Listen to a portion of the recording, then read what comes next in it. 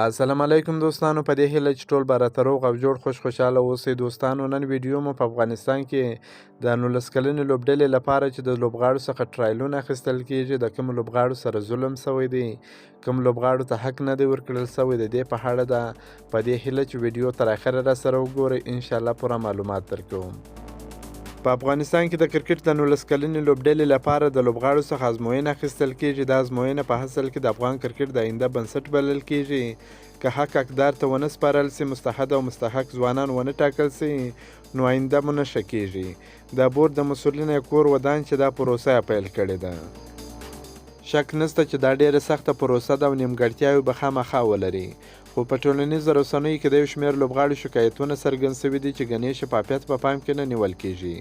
په یوې پیښې کې د نصرت په نامه لوبغاړي احتجاج وکړ چې حق یې نه دی ورکړل سوی.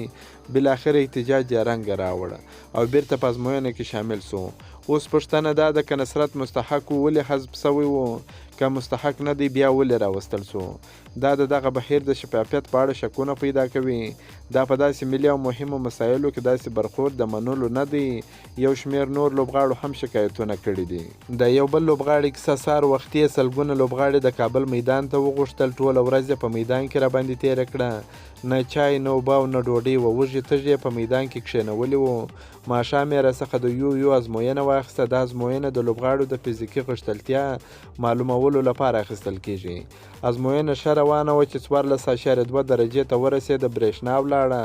دوی بیا وروسته دا ازموینه بیرته له 14 درجې پیل کړه چې د ټولو لوبغاړو انرژي ختمه وه. اخر کې زما په ګډون ډیرو لوبغاړو ځوانانو ته وویله چې تاسو ناکام یاست. هغوی چې د یو له پروسې سره اشنا دي په ملي لوبډلې کې چې ځینو لوبغاړي چې په کوم تفاوت ناکام سي د دغې ازموینې د ورکولو دویم چانس هم ورکول کیږي.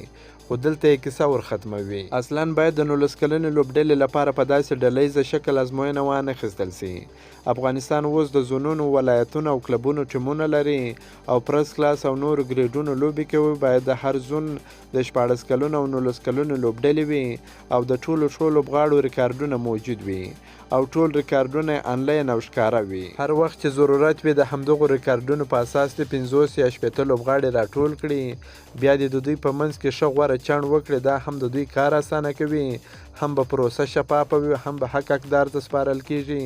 دا چې هر ځل د 15 لوبغاړو لپاره 1500 ځوانانو څخه ازموینه اخیستل کیږي، هیڅ امکان نه لري چې هر څه دې سم مخته ولاړ سي. سیستم دې جوړ کړي، عملي دې کړي، انشاءالله هر څه به سم سي. که مو دا ویډیو خوښه سوي در سره لایک کړئ او د خپلو ملګرو سره هم شیر کړئ. که په دې چینل کې نوي یاست پوپل سپورټ در سره سبسکرایب کړئ. دا نور تازه معلوماتو لپاره هم زموږ سره اوسئ. تر بلې ویډیو پورې د الله په امان.